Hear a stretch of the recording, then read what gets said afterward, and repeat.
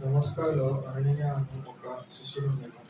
ప్రభువు దర్శనమునందు అననీయ అని అతనిని పిలువగా, అతడు, ప్రభువా, ఇదిగో నేనున్నానని అందుకు ప్రభువు, నీవు లేచి సిమ్యోను అనబడిన వీధికి వెళ్ళి యూదా అనువాని ఇంటి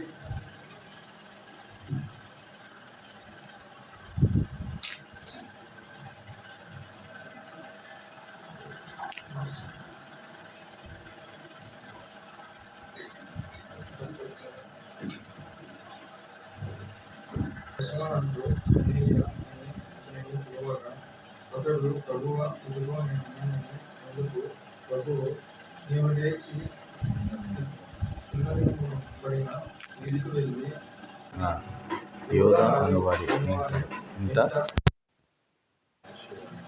తార్సు వాడైన సౌలు అని ఒకడు విచారించు. ఇదిగో అతడు ప్రార్థన చేయుచున్నాడు. అతడు అననీయ అను ఒక మనుషుడు లోపలికి వచ్చి తాను దృష్టి పొందినట్లు తల మీద చేతులుంచుట చూచి ఉన్నాడని చెప్పాను. అందుకు అననీయ, ప్రభువా, ఈ మనుషుడు యెరూషలేములో నీ పరిశుద్ధులకు ఎంతో కీడు చేయుచున్నాడని అతని గూర్చి అనేకుల వలన వింటిని. ప్రార్థన చేయు వారందరినీ బంధించుటకు అతడు ప్రధాన యాజకుల వలన అధికారం పొంది ఉన్నాడని ఉత్తరం ఇచ్చాడు. అందుకు ప్రభువు, నీవు వెళ్ళుము, అన్యజనుల ఎదుటను రాజుల ఎదుటను ఇశ్రాయేలుల ఎదుటను నా నామము భరించుటకును ఇతడు నేను ఏర్పరచుకున్న సాధనమై ఉన్నాడు.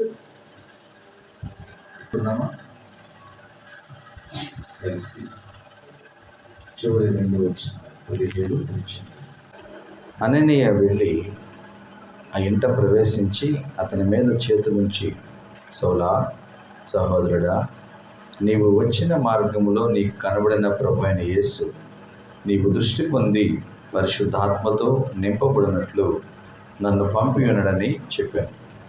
అప్పుడే అతని కనుల నుండి వరల వంటివి రాలగా దృష్టి కలిగి లేచి బాప్తిస్మము పొందాను. తరువాత ఆహారము పుచ్చుకుని బలపడెను. హల్లెలూయా. మనం ప్రభువైన యేసుక్రీస్తు యొక్క కృపలో అందరం సంఘంగా అపోస్తల కార్యాలను మనం ధ్యానిస్తూ వస్తున్నాం. ఈ అపోస్తల కార్యంలో దేవుడు అందరినీ ఆ అపోస్తలను బలపరుస్తూ వారి ద్వారా జరిగించిన పరిచర్య, మరి వారి ద్వారా ఆ రోజు ప్రారంభమైన పరిచర్య ఈ రోజుకి కొనసాగుతూనే ఉంది. అటువంటి మొదటి ఉద్యమం సంఘములో ఎక్కడ ప్రారంభమైందంటే అపోస్తల కార్యంలోనే ప్రారంభమైంది. ఇక్కడ ఈ 9వ అధ్యాయంలో మరొక ఉద్యమానికి కారణమవుతుంది. అది ఏంటి అంటే, సౌలు అంటే క్రైస్తవులను హింసిస్తూ మరి సమాజ మందిరం నుంచి బయటికి ఈడ్చుకెళ్ళి కొట్టి వారిని ఇబ్బంది పెడతామే ఆయనకి ప్రాణదాయకంగా చేసుకున్న సౌలు మారు మనసు పొందుతున్నాడు. సౌల్ని దేవుడు దర్శించాడు. మనం గత శుక్రవారం ధ్యానించాడు. సౌల్ని దేవుడు దర్శించాడు. సౌలుతో దేవుడు మాట్లాడాడు. ఆయన దర్శనాన్ని చూసి ఆయన స్వరాన్ని విన్న తర్వాత సౌలు యొక్క కన్నులు ముయ్యబడ్డాయి. అతను కళ్ళు ముయ్యబడటం వల్ల గుడ్డివాడిగా మరి చేతులు అందించుకుని చేతులు పట్టుకుని నడిపించుకుంటూ ఆ మార్గంలో ఆయన్ని తీసుకెళ్ళారు. దమస్కులో ఒక ఇంటికి ఆయన్ని తీసుకెళ్ళారు. ఎవరింటికి తీసుకెళ్లారంటే యోధా ఇంటికి తీసుకువెళ్ళారు. ఇప్పుడు ఆయన అక్కడ 3 దినాల నుంచి ఏమి అన్నం తినకుండా, అన్నపానాలు లేకుండా కేవలం ప్రార్థన మాత్రమే చేస్తూ ఉన్నాడు. అంటే ఇప్పుడు దాకా సత్యం గ్రహించక, సత్యాన్ని అర్థం చేసుకోక క్రైస్తవులను హింసించాడు, క్రైస్తవులను బాధ పెట్టాడు.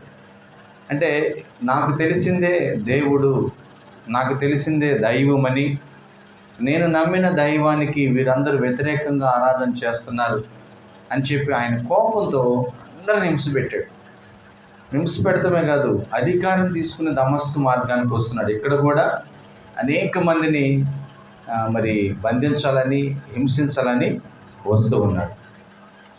ఈ సమయంలో ఈయన ప్రార్థన చేస్తున్నాడు పశ్చాత్తాపంతో, ఇప్పటి వరకు నేను చేసిన తప్పు అని చెప్పి ఈయన ప్రార్థన చేస్తున్నప్పుడు ఇక్కడ ఏం జరుగుతుందో మనం ఇక్కడ వింటున్నాం. చూడండి, దమస్కులో అననీయ అన్న ఒక మనుషుడుండెను.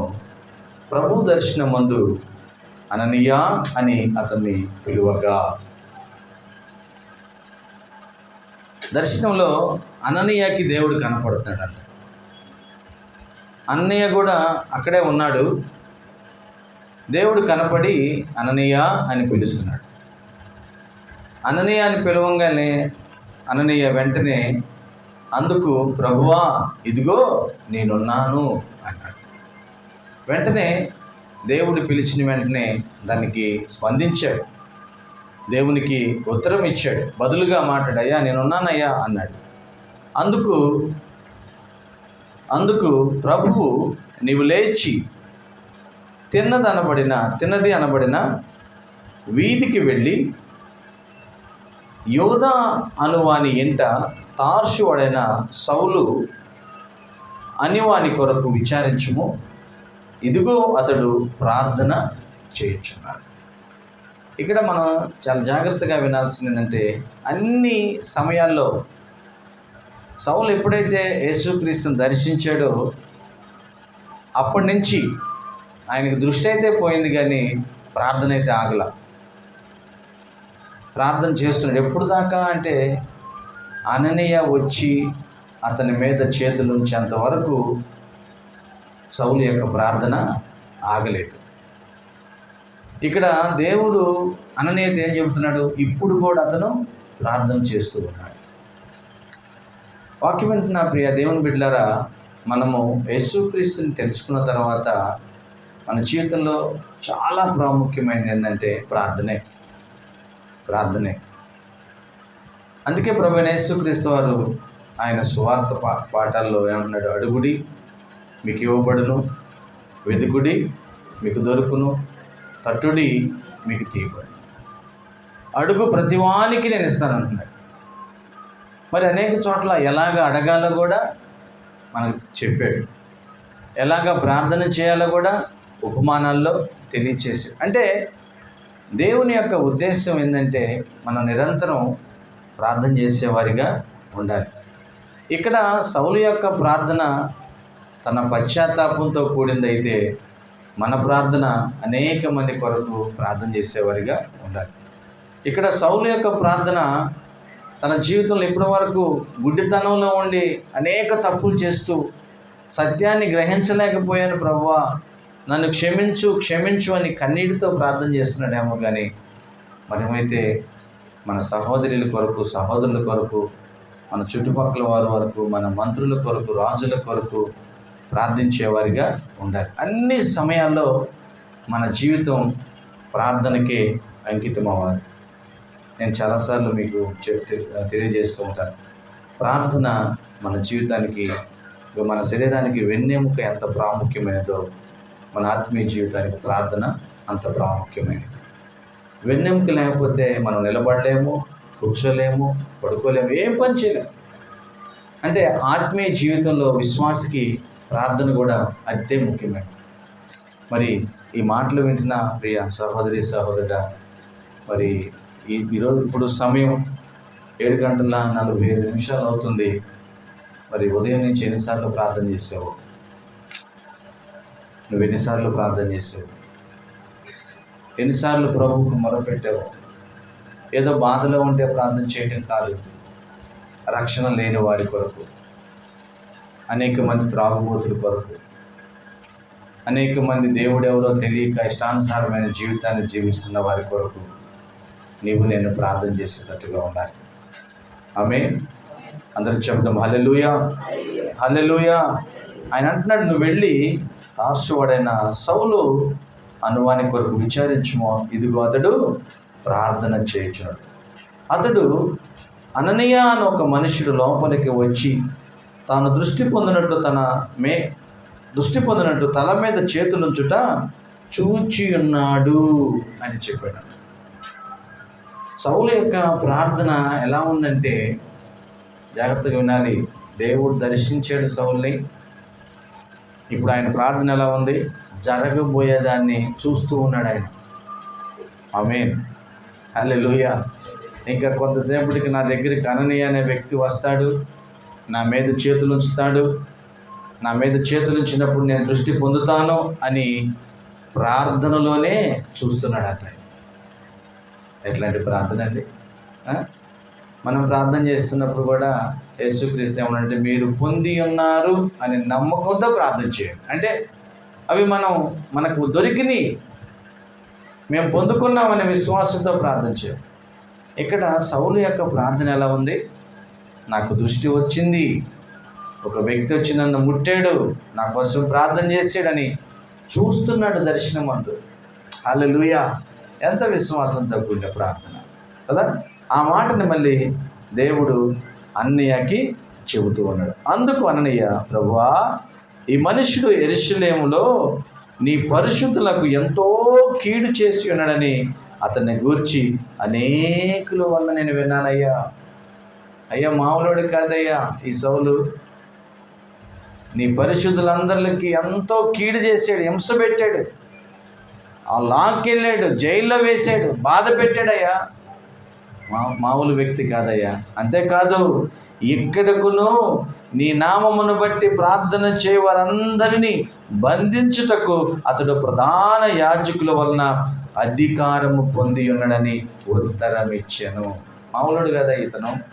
ఇక్కడికి వచ్చింది కూడా ఎందుకు వచ్చాడు అనుకుంటున్నా? నా బొట్టులందరినీ వెతికి పట్టుకెళ్ళడానికి వచ్చాడు, బంధించడానికి వచ్చాడు, హింసించడానికి వచ్చాడు. మరి ఆయన దగ్గరికి వెళ్ళమంటున్నావు నన్ను. నేను వెళ్ళంగానే ఏమైందో పరిస్థితి. అననీయకి సౌలు మీద నమ్మకం లేదు. ఎందుకంటే సౌలు అంత ఘోరమైన వ్యక్తి, దేవునికి వ్యతిరేకమైన కార్యాలు అంత ఘోరంగా చేశాడు సౌలు. స్టెఫెన్ని రాళ్ళు పెట్టి కొడుతుంటే కళ్ళతో చూస్తూ ఉన్నాడు అనమాట. సమ్మతించాడు ఆ సావుకి. అటువంటి కఠినమైన వ్యక్తి, ఆ కఠినమైన వ్యక్తి దగ్గరికి నన్నెళ్ళి తల మీద చేతుల నుంచి ప్రార్థన చేయమంటున్నావు ఏంటయ్యా? ఆ వ్యక్తి అంత మంచోడు కాదయ్యా. ఎక్కడికి వచ్చింది కూడా అదే పని మీద వచ్చాడు, అక్కడ చేయటం కాదు, ఎక్కడికి కూడా అదే పని మీద అధికారంతో వచ్చాడు, అధికారం తీసుకుని వచ్చాడయ్యా. ఎలా వెళ్ళమంటావయ్యా అని చెప్పి యేసుక్రీస్తు అంటున్నప్పుడు, అందుకు ప్రభువు, నీవు వెళ్ళుము, అన్యజనుల ఎదుటను రాజుల ఎదుటను ఇశ్రాయేలుల ఎదుటను నా నామము భరించుటకు ఇతడు నేర్పరుచుకున్న సాధనమై ఉన్నాడు. హల్లెలూయా. అందరూ చెప్పండి హల్లెలూయా. నేర్పరుచుకున్న సాధనం ఇతను. ఆ సంగతి నాకు తెలుసు, కానీ ఇప్పుడు దానికి పూర్తిగా ఆపోజిట్, దానికి పూర్తిగా వ్యత్యాసం. ఎక్కడైతే నా బిడ్డలను హింసించాడో ఇప్పుడు నా సువార్త కొరకు హింసించబడతాడు. నా బిడ్డలను ఎలాగైతే కొట్టారో ఇప్పుడు నా సువార్త చెప్పేటప్పుడు అలాగనే అతన్ని హింసించినా కొట్టినా కానీ దాన్ని భరించడానికి సిద్ధంగా ఉన్న వ్యక్తి, దాన్ని ఓర్చుకోవడానికి సిద్ధంగా ఉన్న వ్యక్తిగా, అటువంటి సాధనంగా నేను చేసుకుంటున్నాను సౌల్ని. ఇక్కడి నుంచి నా నామమును భరిస్తాడు ఆయన. హల్లెలూయా. ఎలాగైతే దేవుని వ్యతిరేకంగా ఉన్నాడో అంతకంటే ఎక్కువగా దేవునికి ఇష్టమైన వ్యక్తిగా మారిపోతున్నాడు సౌలు. వాక్యం వింటున్నప్పుడు దేవుని బిడ్డలారా, చాలామంది ఒకప్పుడు దేవునికి వ్యతిరేకంగానే ఉన్నారు, ఇప్పుడు దేవుని ప్రేమిస్తున్నప్పుడు దేవునికి ఇష్టలుగా మారారు. సౌలు ఇష్టడుగా మారటమే కాదు, సువార్త కొరకు ప్రాణం పెట్టడానికి కూడా ముందుకు వెళ్ళిపోయాడు. సౌలును అనేక పర్యాయాలు బెత్తాలతో కొట్టారు, జైల్లో వేశారు, చచ్చిపోయాడేమోనని చెప్పి కాలు పట్టుకున్న కుక్కను లాక్కెళ్ళినట్టు ఊరు బయటికి లాగేసి పడేశారు. అయినప్పటికీ ఎక్కడ బాధపడ లేచి బట్టలు దులుపుకుని మరొక ప్రాంతానికి వెళ్ళి సువార్త చెప్పాడు. యేసుక్రీస్తు వారు చెబుతున్నాడు, సౌలు నా నామాన్ని భరించటానికి నేను ఏర్పరచుకున్న సాధనం. ఆమె మరి ఈ దినం కూడా ఇటువంటి సాధనాలు బయటికి రావాలి.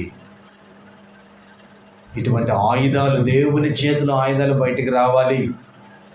దేవుని కొరకు పనిచేసే వాళ్ళు రావాలి. సౌలు తన జీవితాన్ని మార్చుకున్న విధానాన్ని చూసి నీవు నేను ఉజ్జీవించబడాలి. అంతేకాదు ఇంకేమంటున్నాడు చూడండి ఒకసారి. అతడు 17వ వచనం, అననీయ వెళ్ళి ఆ ఇంట ప్రవేశించి అతని మీద చేతులుంచి, సౌలా సహోదరుడా, నీవు వచ్చిన మార్గములో నీకు కనబడిన ప్రభువైన యేసు నీవు దృష్టి పొంది పరిశుద్ధాత్మతో నింపబడినట్లు నన్ను పంపి ఉన్నాడని చెప్పాను. ఆమేన్.